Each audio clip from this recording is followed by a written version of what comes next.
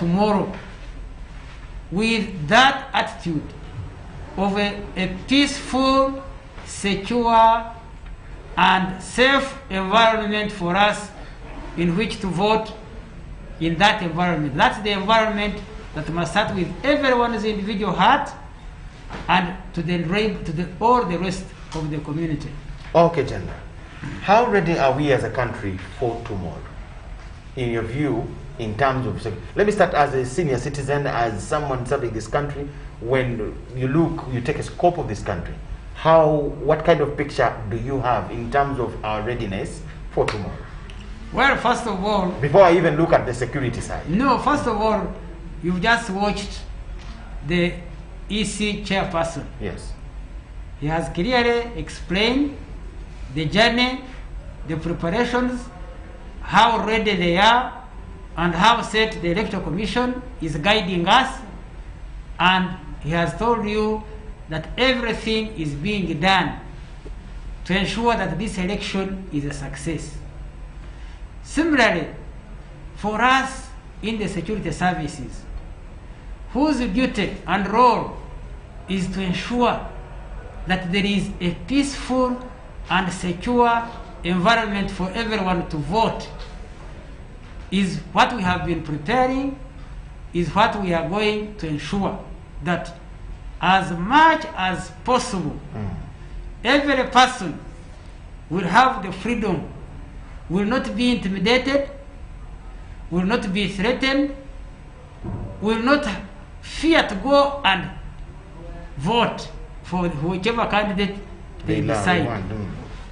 And we are going to make deployments to ensure that law and order is maintained at the polling stations, at the tally centers, along the highways, and allow people to move safely from their homes to the polling center.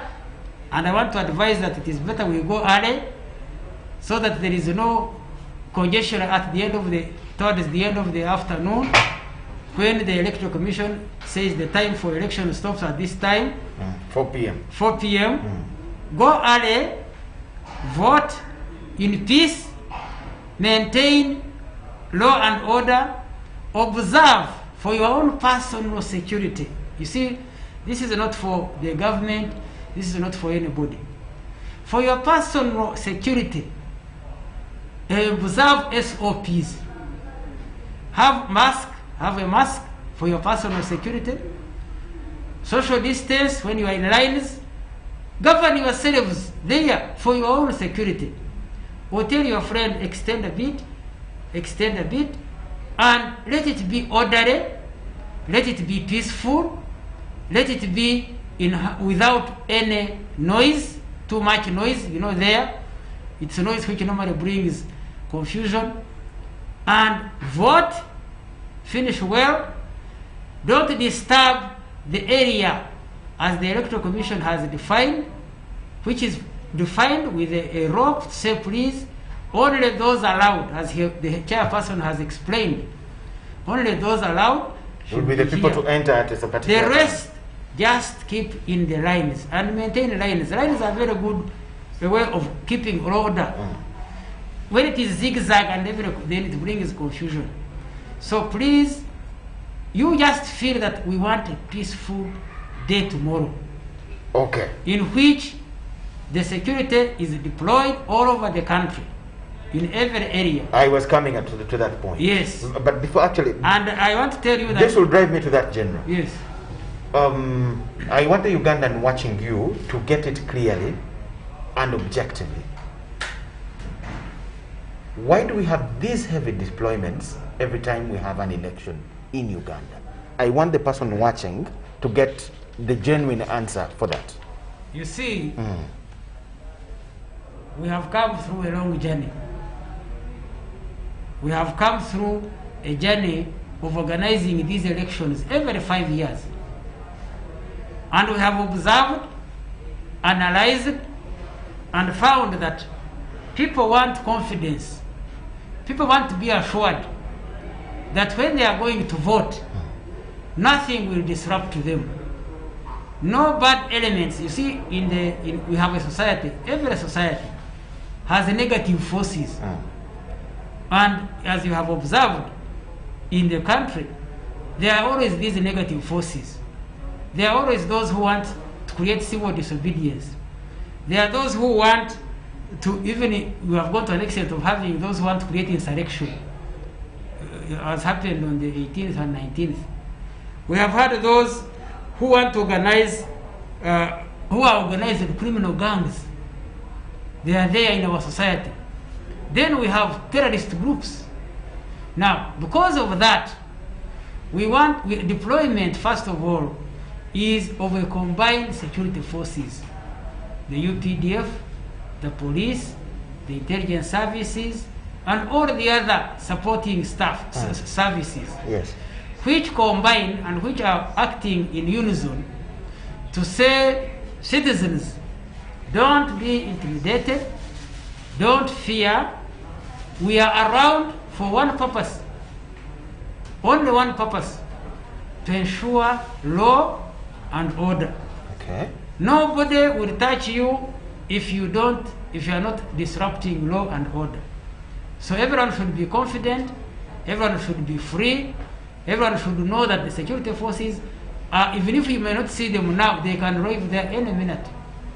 If there is any need, security forces will be near to come to the rescue to ensure that anybody who wants to disrupt the peace and security of the area, either at a polling station, either on the route, or either at the tally center, security will be nearby. And we have raised all these forces as people's forces. That is very important. The code of conduct, the doctrine of the UPDF, is been emphasizing the importance of being a pro-people armed force. Pro-people means it is always in all the side and in support, in defense, in protection of the people. So generally that's why we have the deployments whenever we are going for an election. Okay. Just to guarantee. Yes. Is there a special explanation for this time's election? Because we have seen deployment already. Actually by Monday we had signs had started being noticed. Is there a different reason as to why we see a deployment, or one would borrow a word and say heavier than usual? No, it is easy to explain. I've seen you the see big vehicles personally passing around. You know, things grow. The population grows. The administrative centers grow. You know how many districts now we have? Over 140. How many municipalities that have been created? There's so many. How many cities that have been created? There are over 8. So, things grow. But alongside, criminality has also been, in one way, growing proportionately sometimes. So, even the armed forces, even the security forces, also grow to deal appropriately with the situation. So, once there are heightened threats, and there have been clear elements, public even, of intimidation, wanting to intimidate the public, not only verbally, but some have gone physically. So that's why there is not only, by the way, it's not even above the normal, but it is now because the whole country is going to be carrying out these elections. So the whole country has now deployment. We normally deploy in areas where there is a problem. But now the whole country needs that assurance, needs to make sure that everywhere, in every sub-county, in every district, in every municipality, there are enough security presence to first assure the people that there is security around, no one should intimidate you or try to break the rules, the law, including those who may be planning to cheat. The president has come out very clear, the electoral commission has come out very clearly. Orders have been issued that anybody who tries to cheat should be arrested and charged. Right away.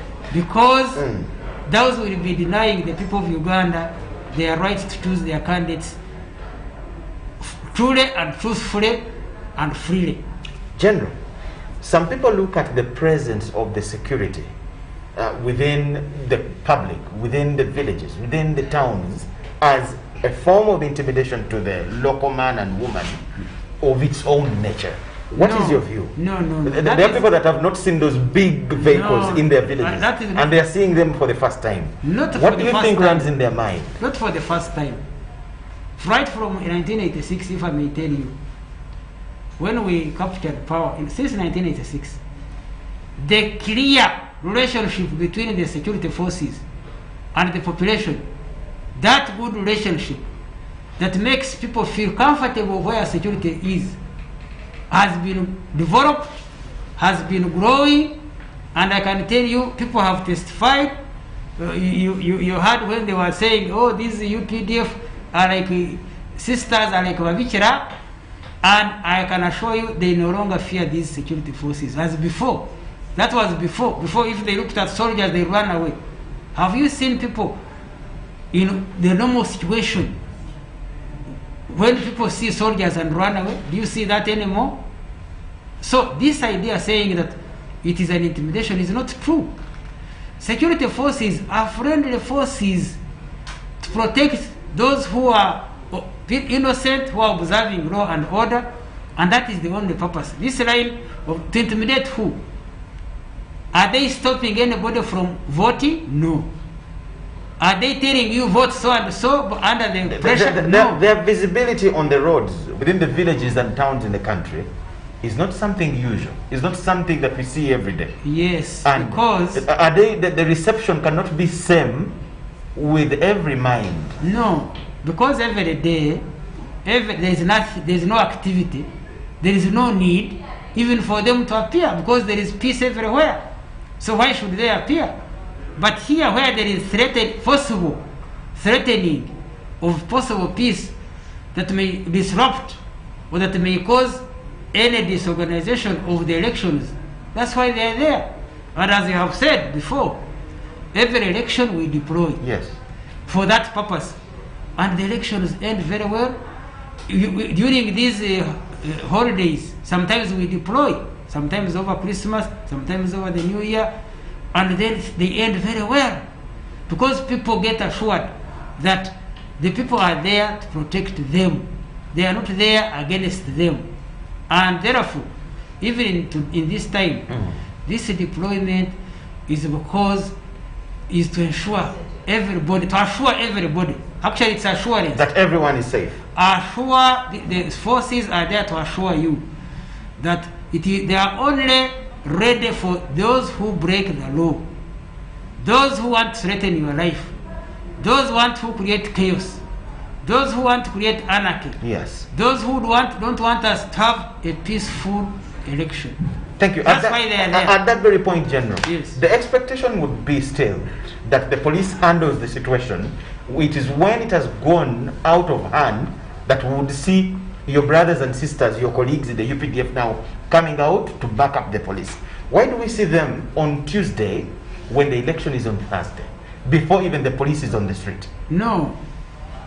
Actually, I can assure you, first of all, the police is deployed across the whole country. There is nowhere there is no police. Exactly. They are not only regional police level, at the district police level, even at the police post are everywhere. They are already deployed. What kind of criminality is too worrying? Wait. Now, the police is already there. Now, the reinforcement for the police is because the police is not enough to cover the whole country. And the duty of the security forces, mainly like the UPDF, in support of the police work, is for general support of what the police are doing, and because there cannot be enough police for the whole country as required, especially in an election which is going to take place at every polling station. You know how many polling stations? There are over 60,000. There are actually more than 34,000. And they are all supposed to be protected. And you don't have enough police, not only to protect the polling stations, not only to police the highways, not only to police the headquarters of the police posts, but the whole country and all these areas. So that's why they are supported by the other security forces. And it's not new. it's not, it is according to the constitution. All of them are doing their constitutional role, the UPDF and the police and the other security services, of protecting, defending the territorial integrity of Uganda as a whole, and the lives and property of the people of Uganda. That is the role that is in the constitution. And in doing this, being visible, being available, being near, is an advantage that Uganda has built that capacity. And this is what has guaranteed to make Uganda a country where all those who run away from their own countries flock to. This fact, you viewers, people don't take this seriously. How come? I ask this question many times. How come it is Uganda that where people run to? The difference is because there is more stability, there is more peace, there is more welcome, there is more opportunities for a secure environment which everybody would want to have. I want to use the opportunity of having you here to make the Ugandan watching us understand this deployment very well, and whoever had any fears to get it right. Take it from me. Yes. What criminality are we worried of to see these vehicles? I've had a lot of comments and comments. No, I have told you. Would they come in at a later stage when things have gone worse? Oh, now that's why you people, you see, there are many people who want to advise security what to do. You see, aren't they early on the road? Let me tell you, one of the responsibilities of security is to prevent. Number one, prevent, detect, and defend, and respond. So, once we know what we already know, that there, as I have explained, that there are negative forces, and I am repeating them, there are those who have actually been planning to bring insurgency. It's not a secret. Insurrection, rather, sorry. Those, it has been, or it is public, it's not a secret, that there are those who are planning to bring about insurrection. There are those who have been saying, we will not obey police, we will disrupt, we shall defy. It's not a secret. So that one is known already. There are those who are saying organized criminal gangs, who have been trained, some have been trained in garages, some that they want to disrupt. There are those who just want to create anarchy. There are those who are even terrorist groups like along our borders. So we know them and follow in the process. We don't wait for them to first happen and then you have to come when you are very far. Now, security is very near. Everywhere. It will be very near. Should anybody want to cause any of these problems, it is near to save the population. The Ugandan watching us is like it is near to assure Ugandans, go in peace, vote, come home, and you'll be safe. The Ugandan watching us is very lucky that he has heard from you and he has gotten that courage and the confidence in the presence of the security and why they are with them. Yes. But how much have you prepared these brothers and sisters of ours in terms of how they're going to relate with the people? They are in the barracks and there are the deployments. They are now with us in the communities. How have you prepared them on how to handle us in case of any mistake or in case of anything? If you have been on social media before the election, you have seen videos of them sometimes going high-handed on Ugandans, things that do not look good. How have you prepared them on how to handle us in terms of anything? Before any deployment takes place, all deployments are supposed you have orders. We write orders to the leadership of those forces, to the commanders of those forces. The orders contain what they are supposed to do, what they are expected to do, how they are supposed to do it, and it is very clear and in black and white, and each commander from the highest level to the lowest level explains to his troops, and those orders help them to know what to do and what not to do. Now, in some cases, like all society, like all human beings, you never fail to find those who, some who are out of discipline. A few who are disciplined. Now there we have been very tough, and I want to repeat this for the public to know that it is the security forces, especially the UPDF, which has been very tough on dealing with our own indisciplined members. And that's what we are guaranteeing the population. They said any soldier who misbehaves, be sure that we are the first ones to have the interest of disciplining them. Of late, General, Yes. I will tell you, our cameras have had a number of scenes that wouldn't be right to talk about. Please. Just last No, week. no, no. Please, Please, very you see, weak. you see your cameras, your media has not been fair to the security forces. Really? They have been deliberately attacking security forces, and we are not denying that there are not scenes where some of the security forces have done wrong. Where it has come, we have accepted, and we have taken measures, both in the police and in the UPDF. But the hype, the over-attack, the unnecessary attack of security forces has been uncalled for, and it is only, you know, if you are security forces, if you attack your own security forces, how safe are you? These are the ones who protect you when you are asleep. For them, they are in the trenches there, they are in the night patrols, they are, and these are the most friendly people you should support. Instead of supporting the security forces, and I want to tell you, I want to thank the public. The population have been our biggest friendly force. They are the ones who give us information, sometimes even more than our own intelligence services. The population have been very active in disciplining our own soldiers by reporting them. The population have been very useful in supporting wherever our services, our security forces have been in different ways. They have been giving us land, they have been giving us sometimes vehicles. Therefore, I want to thank the public. For us, actually, that's why I was saying for us, actually, the public are more of security personnel than even the real armed ones.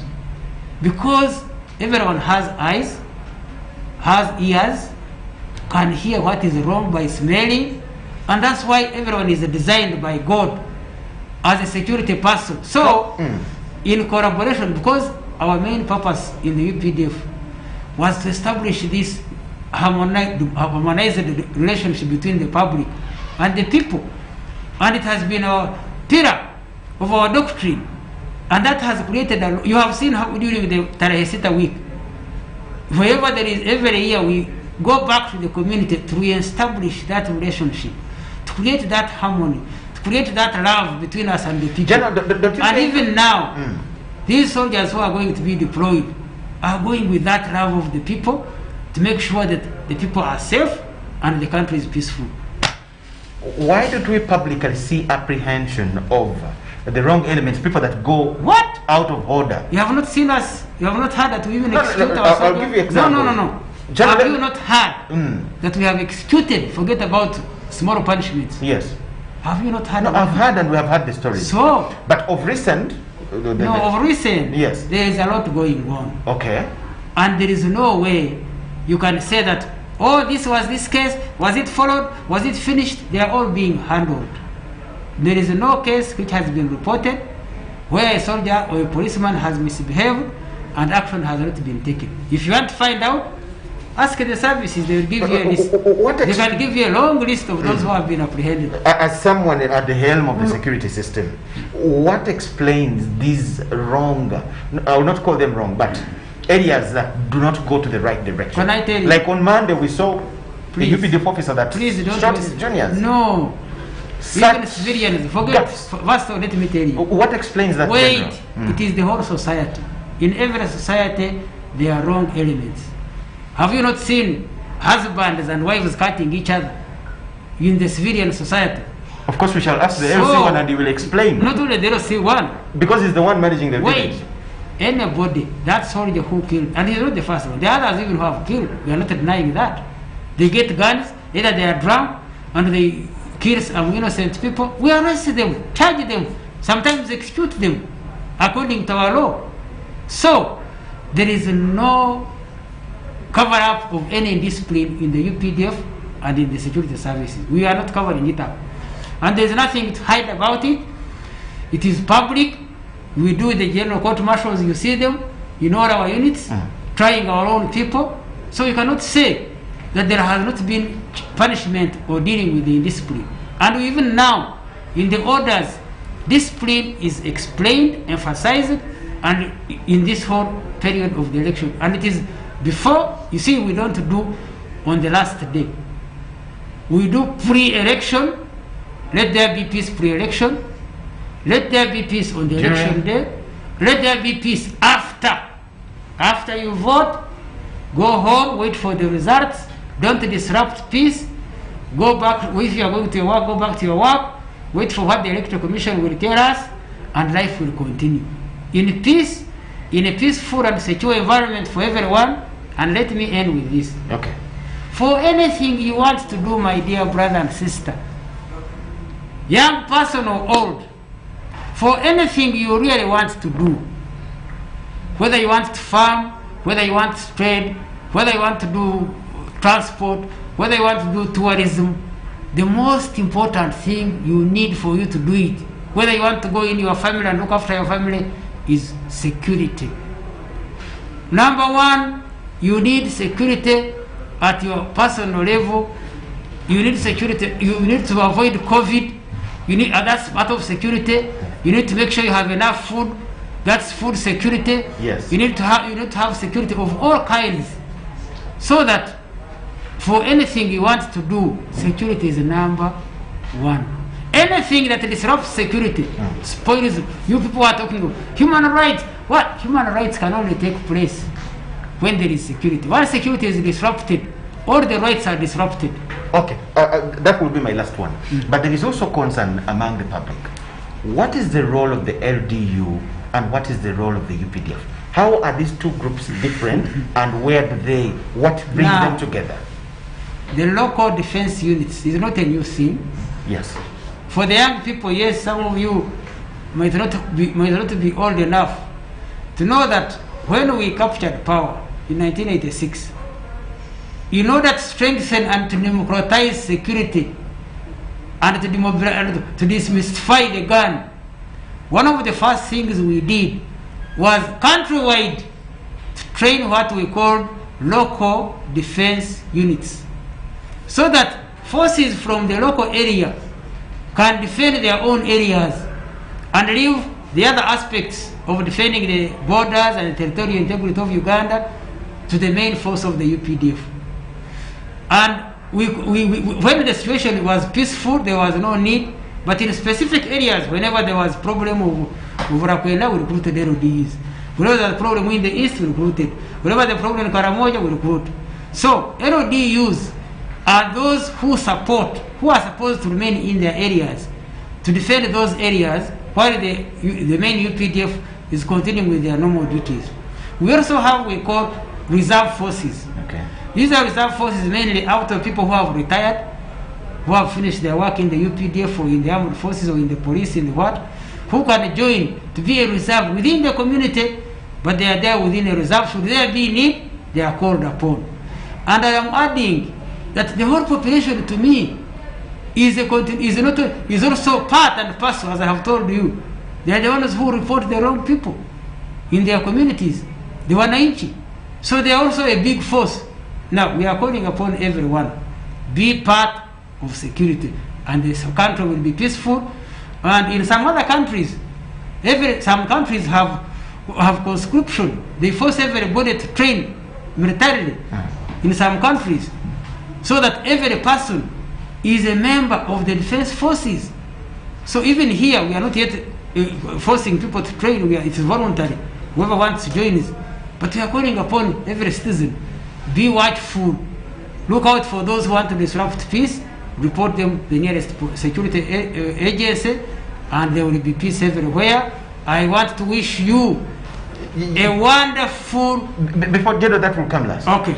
You talked about something to do with human rights. Yes. Do you downplay those complaints that come up that have issues to do with abuse of human rights and things like that? And what are you doing to ensure that we don't go that direction? No, where we are I've been seeing actually the abuse of the word human rights.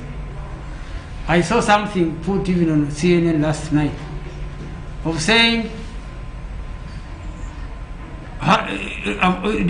disrupting the human rights of peaceful demonstrators and human rights activists. Yes. When they are referring to riots, you see there is a difference. There is a difference when you are a peaceful demonstrator. There you can claim of having your rights. The moment you go into riot, you actually lose your rights. There, once there is a riot, most of the human rights, as I have told you, are disrupted. You cannot claim human rights when you are disrupting the human rights of others who are peaceful. I think the essence in that Have you heard? This I've is a misunderstanding. I want to understand this, Now, General. the abuse. Can't we have the use of rioters human- arrested, Wait, please. taken to Don't court and teach apprehended? security what to do. That's the trouble. Atamukute ya Agamba Baganda said that you see people are rioting. They are with hammers killing people.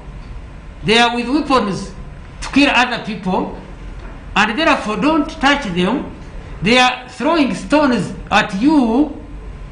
Please, by the way, if I may tell you, any person is allowed in self-defense. Hear this. If somebody kills you in self-defense, it's different when he kills you in other circumstances. But we have people that have In been self-defense, here, when they were actually not in here, action of listen, anything. please. You really, some of you argue for the sake of argument. I have warned you people. I want to repeat it.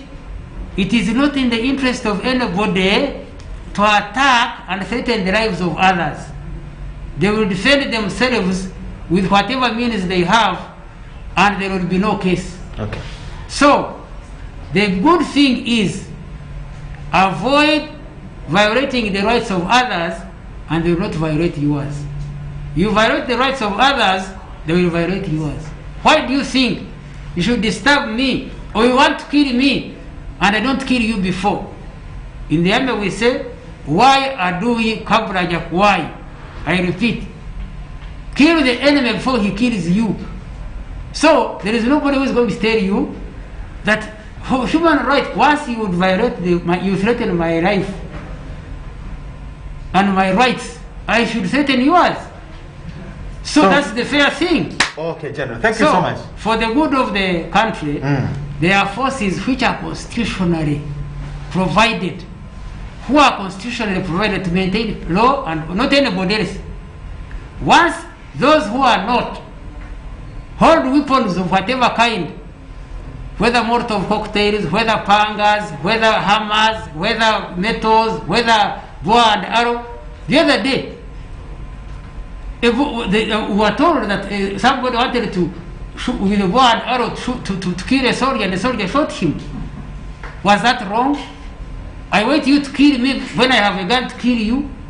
So please, these things can only be done in the context. What should Ugandans avoid tomorrow? You have the rights. As we wind up, General, in just a minute. Yes. What should we avoid tomorrow, not to find ourselves in Very good. clash with Very good. the law enforcers? For the good of both. For the good actually of everyone. Exactly. Peaceful, be first peaceful in your heart. Go peacefully to the polling station. Get back home in peace. And there will be no problem between you and anybody. You will have, everybody will have peace. The security forces will be around, patrolling and ensuring there is no problem. And that is the best. Have a peaceful, that's the appeal we have come to do. Okay. We have come to appeal to all of you Ugandans, to all of you who are going to vote, to all of you who are in charge of security, to all of you who are in charge of the turning centers, to all of you who are traveling on the road, along the highways and even in other roads, to all of you who have bad plans, let those plans be put off. Okay.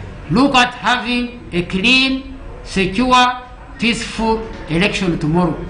God bless you, and God is watching you. God is watching everyone. Yes. He even knows your heart. Please, as a God-fearing person, let me appeal that if there is that bad heart in you for tomorrow, ask God to forgive you. Thank you so much, General. And tomorrow will be a great day for the people of Uganda to decide in peace and secure environment. Thank you so much, the Honorable General Eli Tumwine, Minister for Security. That is the message he has for us, to keep law and order. The security enforcers are not on the streets to harm any of us, but to ensure that everything moves on well. That is exactly what he has told us. We thank you so much for watching. We're going to have a very busy season to the end of the election.